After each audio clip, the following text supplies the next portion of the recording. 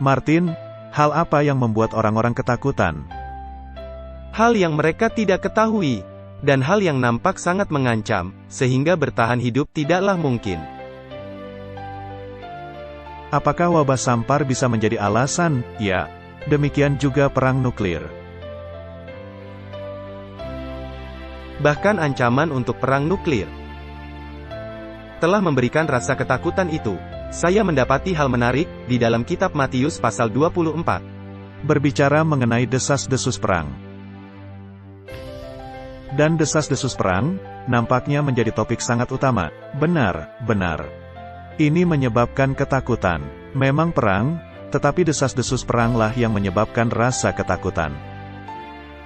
Ini nampaknya sangat mengkhawatirkan pada permulaannya, karena ketika memang perang terjadi, nampaknya, desas-desus perang telah membuat Anda tidak lagi peka.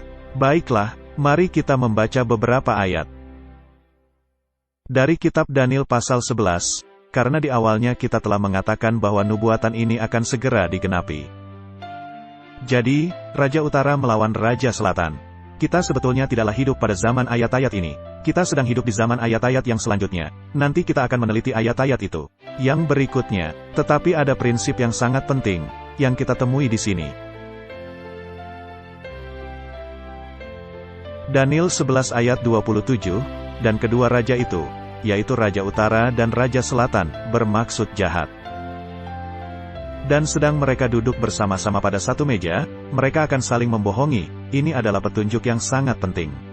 Sangat penting, ini tidak bisa diabaikan, karena Anda bisa jatuh ke dalam perangkap.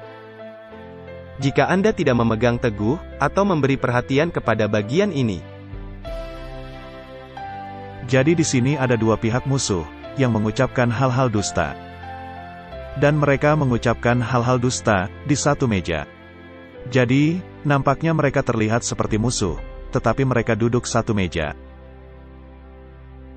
Jadi halayak ramai sedang ditipu.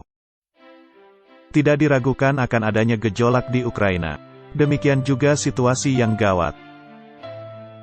Tetapi apakah media melaporkan kebenaran? Ini menjadi kisah lainnya. Saya mengatakan hal ini, karena saya tidak mau dianggap sebagai orang yang tidak bersimpati. Saya benar-benar bersimpati dengan kesusahan. Tidak ada hal baik dalam perang. Sama seperti yang Anda katakan, kita mesti melihat dalam gambaran yang lebih besar, dan melihat sudut pandangnya. Jadi, ketika melihat gambaran nubuatan, di akhir zaman, akan terjadi benturan, yaitu utara melawan selatan. Tetapi mereka duduk semeja dan merencanakan kejahatan. Bersama dengan orang-orang yang melawan perjanjian kudus. Kami tahu, siapa mereka itu. Dan kejahatan melibatkan penipuan, dan propaganda akan merupakan bagian dari hal itu. Tepat sekali. Nah, apakah yang menjadi agenda di sini? Banyak orang yang meyakini bahwa Rusia bersama China komunis. Bahwa mereka digambarkan mutlak sebagai Raja Selatan. Karena itu adalah paham komunis, paham ateis, dan memang begitulah keadaan mereka. Kemudian pihak Barat, mereka adalah pihak Raja Utara. Jadi ini adalah pemikiran yang ada di luar sana. Dan Raja Utara merupakan gambaran moralitas. Dan Raja Selatan merupakan gambaran tidak bermoral. Nah, gambaran itu bagi saya, Martin, tidaklah cocok. Saya beritahu alasannya. Karena dalam perlambangan, yang mula-mula ada dua pihak literal. Yang satu Babel sesungguhnya. Itu adalah pihak dengan sistem politik keagamaan. Dan Babel literal itu melawan Raja Selatan, yaitu Mesir yang sesungguhnya. Sekali saja Anda masuk ke ruang lingkup spiritual, Anda tidak bisa menerapkan bangsa fisik masuk ke dalam gambaran nubuatan. Dan kitab Wahyu dalam pasal 11 membuatnya sangat jelas, dengan berkata, Mesir spiritual, rohani. Ketika kuasa yang muncul dari lubang yang sangat dalam, suatu penggabungan besar terakhir. Yang menjadi milik dari binatang menakutkan ini, yang tidak pernah mengubahkan jati dirinya. Ketika muncul dan memerintah, maka terjadilah pertentangan besar dengan Raja Selatan spiritual. Jadi kita membahas cara berpikir. Kita tidaklah membahas bangsa-bangsa. Nah, sekali saja Anda menafsirkan sebagai bangsa-bangsa, maka mata Anda diarahkan kepada suatu wilayah geografis tertentu. Jadi, mari kita mengeluarkan hal itu dari gambaran kita. Kita tidaklah membahas negara, melainkan dengan cara berpikir. Di zaman abad pertengahan, siapa yang mengendalikan moralitas kepausan? Mutlak kepausan, dengan sangat kaku.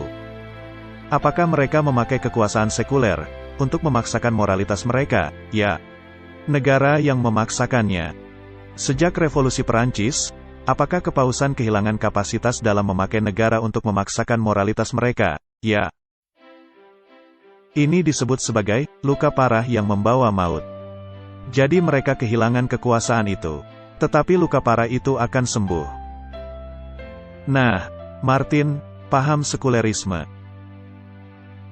Apakah hanya dibatasi kepada bangsa atau ada dalam semua bangsa-bangsa? Ada di semua bangsa-bangsa.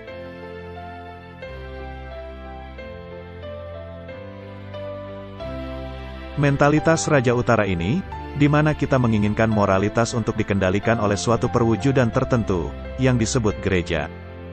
Apakah ada di semua bangsa-bangsa? Ya. Bahkan ada juga di negara China komunis. Bukankah ada gereja bawah tanah, tetapi sangat aktif di negara China? Ya. Bukankah gereja juga aktif di Rusia? Ya. Bukankah gereja juga sangat aktif di Ukraina? Ya. Mereka sangat aktif. Jadi, Anda tidak bisa mengatakan, di sana musuh, dan di sini teman. Ini lebih mendalam dari sekedar hal itu. Di sini kita menghadapi cara berpikir. Di sini kita menghadapi dua ideologi yang akan saling bertentangan. Yang satu disebut ideologi Raja Utara, yang adalah sistem politik keagamaan.